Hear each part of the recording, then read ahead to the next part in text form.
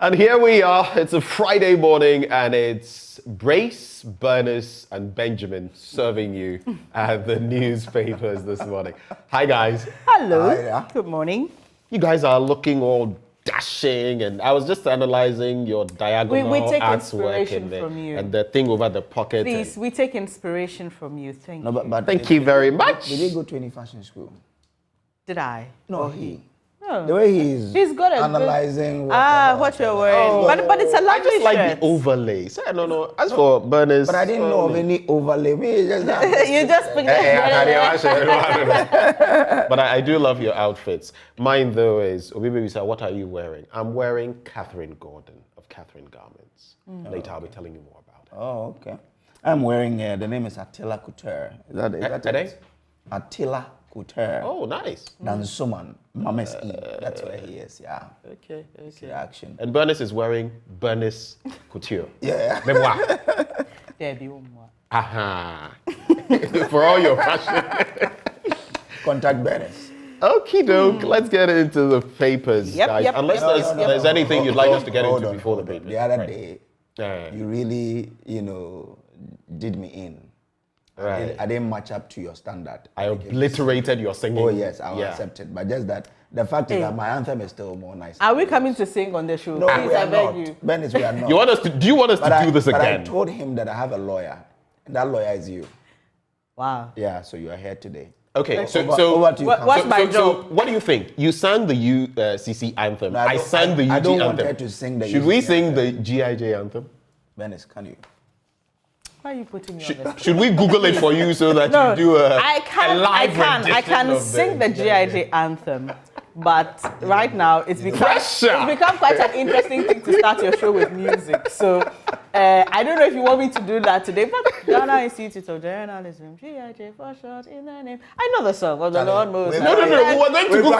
It's not about knowing the words. We will Google that for you. It's about the rendition. Because this man here. There's another song we started the show that's trending. Let's allow that to finish. The trend said, when it's dying, I'll come and do my But you see, the latest song.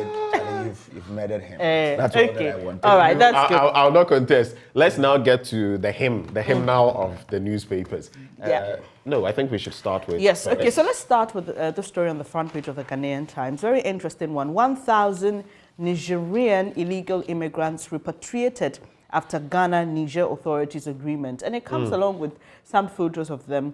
And I saw this. We've seen this circulating over the last Hausa. 2 or so days. So the Ghanaian Times credits BBC Hausa for that particular photo. I'll get into the details of the story shortly, but let me bring you other stories on the front page. Standards Authority bill critical to industry growth. That's according to Alexander Afenyo Marking. And businessman shot, set ablaze with car at Pusiga. DC condemns crime, calls for probe. This week has been bad. It has. This week From the mobile money operators to this one, to the media person, it's just been horrific. And man 25 jailed 45 years for robbery. Do the math. Yeah. Spending. I saw it somewhere, I think, on my online. No, one paper yesterday, and I was just looking at his face and thinking, how are you going to do this? 25 years, a quarter of a century in the can. No, he's going to do He's 45. actually 25 and he's doing He's going to do 45. So he'll spend his prime there. Pardon my But this story interests a lot of Ghanaians because many people have complained about the nuisance on our streets, where people are looking into your vehicles, invading your privacy, pulling at your shirts when you're working. It's quite uncomfortable. Let me be honest, Ghanaians... And don't you forget, sometimes scratching your car when you refuse to give them money. Yes. Oh, yeah, they do that. So, I mean, Ghanaians are very loving people. We are hospitable people. People say that all the time. But it appears a lot of people are getting fed up with the activities of these street beggars. Now, let me bring you details of that story about the 1,000 Nigerian being repatriated. And it's a story by Jonathan Donko about 1,000 Nigerian immigrants living illegally in Ghana, including those who beg on the streets of Accra and its environs, have been rounded up and sent back home. This is a good one. Remember, we had a conversation about streetism, and we know there was an agenda by the Gender Ministry to get them off the streets. And we had a conversation. We're trying to follow up on the promise and why we still see children on our streets. So this one, I'm sure, would excite a lot of people. Now, the people comprised both adults and children, and they were repatriated in 2 batches on Wednesday via chartered flights arranged by the Nigerian government. This was after they were mobilized and camped at the Achimota news station in Accra for about 4 days for registration and processing. Now, let me jump to another part, the concluding part of the story. The deportation comes weeks after hundreds of Nigerian migrants who were begging in the streets of Dakar were repatriated to their country. So this is not only a Ghana problem, guys.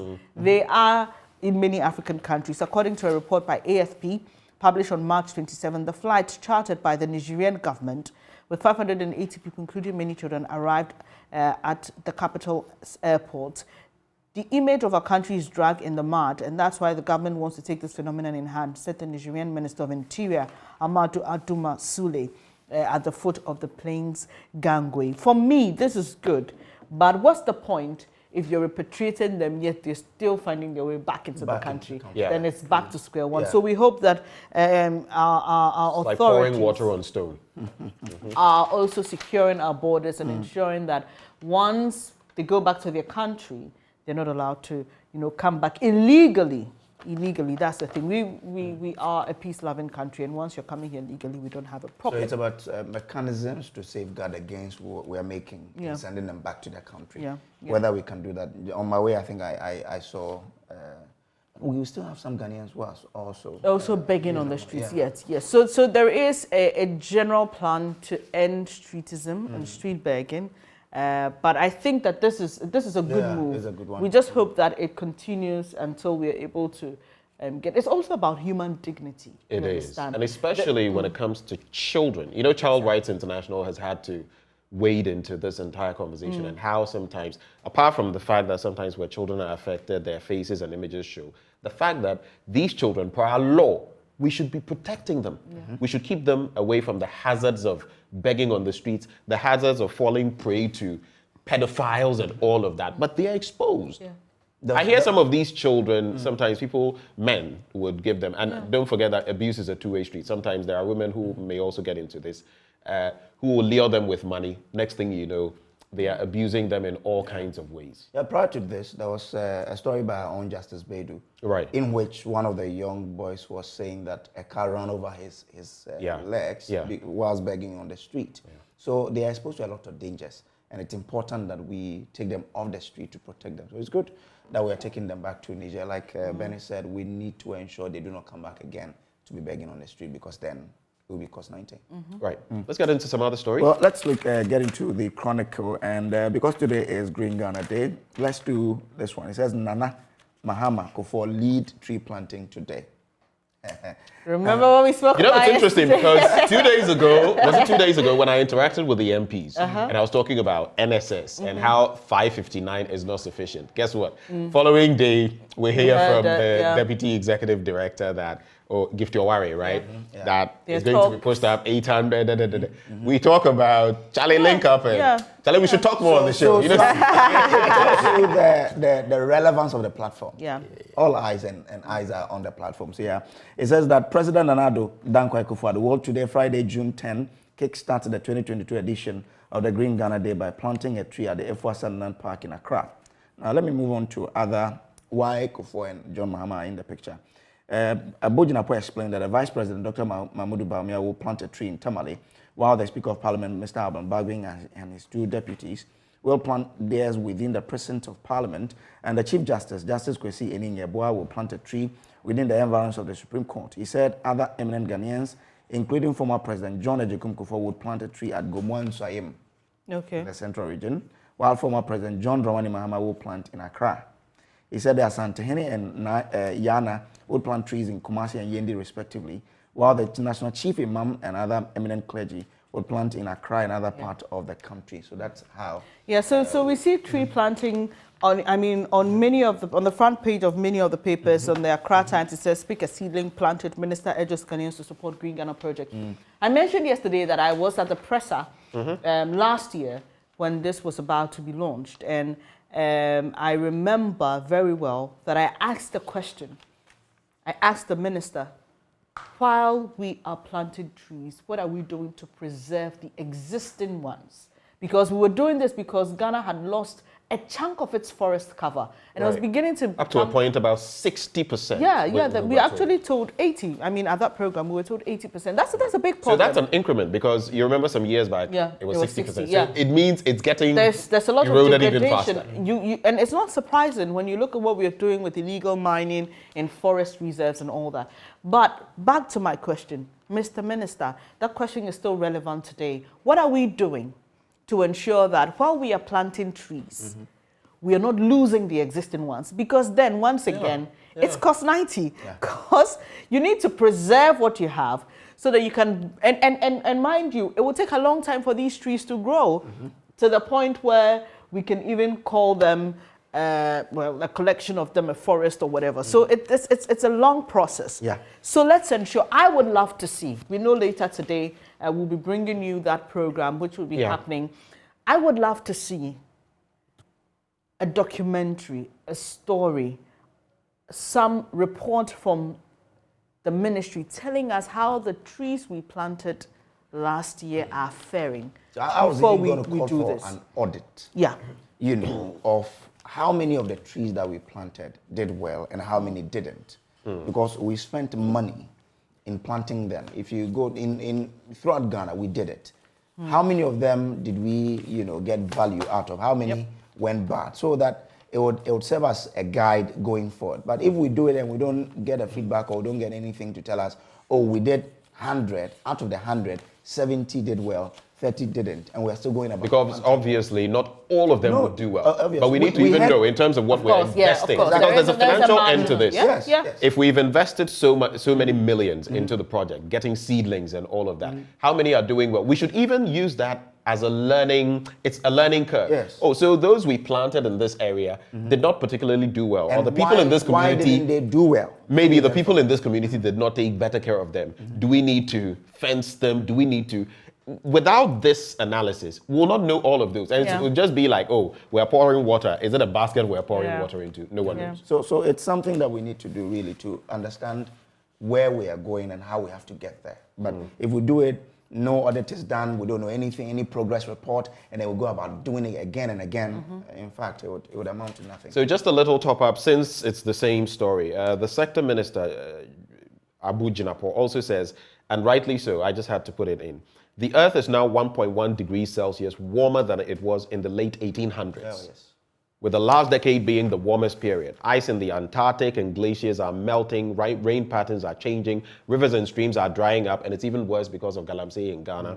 And sea temperatures are rising, he stated. So even more reason for us to watch it. Because I always say, look, when you look at the global patterns, in terms of our natural resources, in terms of our climate and all of that, we are losing a lot of these pretty fast. The polar ice is melting pretty fast. And guess what? The rest of the world, especially the West, has industrialized, you know, on the back of polluting the atmosphere, let's put it bluntly. And we are now trying to industrialize as Africa, but guess what? Because of our temperate, where we find ourselves, and not temperate, tropical, you know, temperatures, we find ourselves in a bit of a catch-22 situation, to develop or not to develop. It's like caught between a rock and a hard place. So we must really manage this, because in the end, we will suffer the brunt of it. And again, we need to remind them that once upon a time, there was this, if you cut a tree, you plant two. Right. It's true. What became of that initiative? Because that should serve as a learning, another learning curve for us. That if we said, if you cut a tree, plant two, how did we do it such that we're losing more of our forest cover than we have ever done? So that once we are doing planting, planting trees, we won't lose sight of the fact that once we are planting them, we need to look at how we can, protect the environment and protect the trees we are planting. But there's another story in the Chronicle says the Takoradi fake kidnap victim appeal fails. You remember there were too many fake kidnapping stories in Takoradi in 2021. One of them was convicted. The lady who connived with two other people to take money from her father. She was convicted and then she had to appeal, but the appeals court said no. I'm still going to stand by. But why would you want to do that? I mean, of all the ways to make money, why would you want to do that? People have different reasons. Knowing that at that time, the issue of kidnapping was very topical. I mean, we had just dealt with the back and forth on the Takrade girls, and then there were more concerns that more people were getting missing, especially within that part of the country. And then you come up and you pull such a hoax. I mean, I think it's very inappropriate. But we need to highlight this story so that people will know. It also reminds me of a story I saw quite recently about a young man who had connived with robbers to attack his own father. Yeah, it was a stepfather. A stepfather. Yeah. So, yeah. I mean, and I think, is it not the one who had actually given him a car that he was using as a cab or something, and yet the man had come in from outside of town and he felt he wasn't giving Oba or POP, make them question. You want to bring us more details? Yeah, because I just want to bring a close to it. It says, according to the High Court judge, the trial circuit court judge correctly exercised the conviction and the sentence was within the sentencing regime. He, however, exercised his discretion by reducing the sentence from 6 years to 5. Let's do the daily guide quickly. Today is Green Ghana Day. The banner headline: Standards Authority seeks new law. Fisheries Ministry outdoors premix fuel machines. That's on page 6. And Baumia launches no guarantor student loan policy. There's also resume wearing of face masks. Let me start with that one. The Ghana Health Service has urged the public to go back to the wearing of face masks in light of the reported emergence of new strains of the COVID-19 Omicron variant currently in circulation across the country. Addressing the media Wednesday, Director General of the Ghana Health Service, Dr. Patrick Kumabwaji, recommended the wearing of face masks in schools, churches, and other enclosed areas as a means of curtailing the spread of the virus. Of course, we also have monkeypox in the system, and that is another thing that we need to take stock of. Ghana gets $145 million World Bank support to improve urban services, and more violence feared in Nigeria as elections approach. And we know now that, listening to the BBC this morning, about 40 people, though initially we had heard reports that 50 were wounded in Sunday's attack on a Catholic church in Owo in southeast Nigeria. Other interesting stories. You want to talking about elections, there's this one on page 5 of the Ghanaian Times. Kenya audit finds 250,000 dead people on voters' roll. I'm just wondering why there is no, well, maybe that's where we are pushing to go digital. And systems. Yeah. It's basically systems. So when somebody dies, you get a death certificate, don't you? Can't we make these things interrelated? So that once a death certificate is issued, there and then there should be a process to take the person's name out of that is exactly the problem. Let's just take it out, because I mean, whose job is it really to determine that? I know in Ghana, for example, we are admonished to come and report or give details on dead relatives and all that. But admonishing, how many people do it? The point is, people will die every day. People who are registered voters will die every day, likely. In a country with a population of about 31 million, someone who is a voter would die every day. That person, we must have a system that is able to identify that.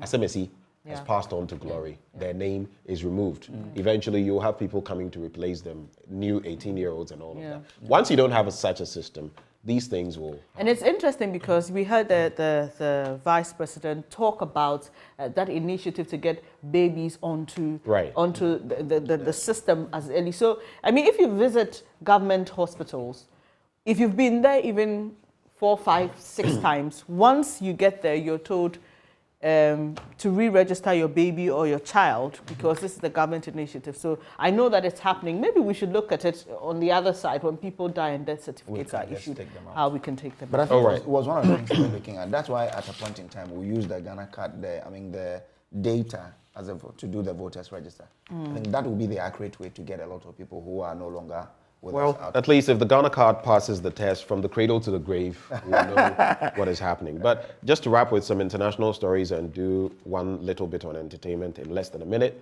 House passes gun control bill after New York, Texas deaths, and the House in the United States passed a wide-ranging gun control bill Wednesday in response to recent mass shootings in Buffalo, New York, and Uvalde, Texas, that would raise the age limit for purchasing a semi-automatic rifle and prohibit the sale of ammunition magazines with a capacity of more than 15 rounds. And I feel this is a step in the right direction. The Republicans have their own take on this matter in terms of gun control, but I'm happy some progress is being made. And President Ramaphosa... The hearing was really chilling. The sort of testimonies people give at the hearing. Yeah. I listened to one where a guy, like a couple, had lost their 10-year-old girl. It's been pathetic. It also is pathetic. You know, they're also doing the one on Capitol Hill. Capitol Hill, the assault post the election and all of that. But President Ramaphosa grilled in Parliament on farm theft. And in the middle page, Nikki Samona is looking for a guy who... Ojo? A guy who, that's what? Moans. Yeah. Timaya also says, I won't marry, just as Jesus did. But Timaya, so all the... Okay, you make a left. No, that's a story that I'm just saying. Tyler Perry wooed into building studio in Ghana. Yeah, it's been in the papers for. They're trying to get him to come and do. Will he come? Yeah. What is the potential of our movie industry? Would he be able to recoup and make profit on his investment? Maybe he will sell. I was telling someone. No, I think. Look, and I'm going to be blunt about this. I think that our local business people should be seen to be investing in the local movie industry before people outside can come and do stuff. And I'm not saying that Tyler Perry will or will not. This is my opinion. Look, take the Nigerian movie industry, for example. I can give you a couple of movies. I just don't want to promote them here. But go onto Netflix. Watch any of the top Nigerian movies there.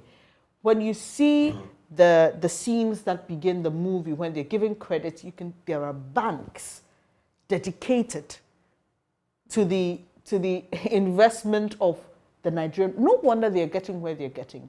Local people are heavily supporting it. What's happening here? Is it that our creatives are not giving investors enough reason to invest? Because that's the other angle. Because someone says, I don't see the potential. Or our business people are not as daring, if I may put it, to put their money into the creatives. It's something we should look at. But, well, let's see. Will Tyler Perry come? Well, fingers crossed. Yeah, especially when you watch movies and you see a ghost with a shadow. It paints quite a picture. But let's get into some. Let's get into some other. That got me. Let me ghosts are not supposed to have shadows, eh?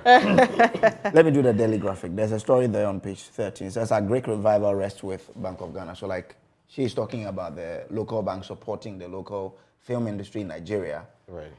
The Ghanaian policy advisor behind Nigeria's successful rice production, Abraham Juma Odum, I hope you remember him, has called on the Bank of Ghana to support the agricultural sector with funding and technical expertise to help revamp the sector. He's always been arguing that what the Nigerians did was with the heavy support from the Central Bank of Nigeria.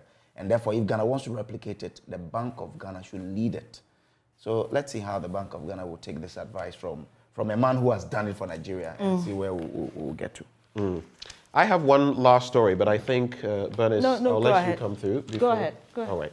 So let's do the Herald newspaper. There's this story there, especially because Sam Okujeto, no, not Sam Okujeto, Member of Parliament for Ningo Prampram, Sam George, has been talking extensively about it. So it says LGBTQI billboard on Tema motorway pulled down. And city authorities have pulled down a billboard supposedly promoting LGBTQI activities on the Accra Tema motorway. The Member of Parliament for Ningo Prampram, Sam George, disclosed this in a Facebook post. He said the billboard was pulled down after a media engagement with city authorities. And Sam George and some of his colleagues, MPs, including Roxanne Nelson, Eche Dafia Mekpo, Member of Parliament for South Dai constituency, had issued a 24-hour ultimatum to authorities to pull down the billboard, which he described as illegal. That's my final story. Dennis, you have a final one? Well. Anyway, let me bring this one on the Green Ghana Day. Richard Kunyako, our guy in Central Region, says the Catholic Archdiocese of Cape Coast has also called for the payment of carbon credit to those who are protecting Ghana's forest reserve. That's an interesting move that globally the West is using for companies and entities, you know. And some countries can even sell their carbon credits so that if you are polluting more, you can pay them and take their credits and pollute let us also bring in Achimota Forest anyway, because today some of the trees were planted there. In fact, the last time when we started, I remember Dr. Joyce Aye and a couple of diplomats were at a certain portion of the land in the Achimota Forest to plant. Maxwell Ababa was there. He did that interview. So it'll be interesting to see what comes up today. And I saw those trees when I went there. Yeah. Oh, you saw them? Yeah, the trees they planted. No, are they doing well? Oh, yeah. Good. Which is a good thing. So, we should also do this. We should, maybe the system isn't doing it, but we should be able to go and monitor some of these and find out what was planted. So two quick things before we end. But we have this birthday to do. Let's do that. So, a very happy birthday to you, Nana Jechi Enim III. You are Dentra Amuafuhene and Dentra Abakomahene. And God richly bless you and give you long life and most importantly, good health. This is coming from your children and your grandson, who is standing right in front of me behind that camera. Ankuma, we wish you a very happy birthday, sir. Do enjoy your day. All right. And let me just do this. I want to salute Catherine Gordon, who fits me out like this. If you want to be fitted out like this, just reach out to her on 0277 580050. She's located at Medina New Road near the Rolling Circle. But ladies and gentlemen, before we get into sports, how many papers do you have there? 3. And you? I've got 1, 2, 3, 4. All right. I will them to you forever. Let's get into sports. Mischief. You won't will your car to us. Take the papers forever.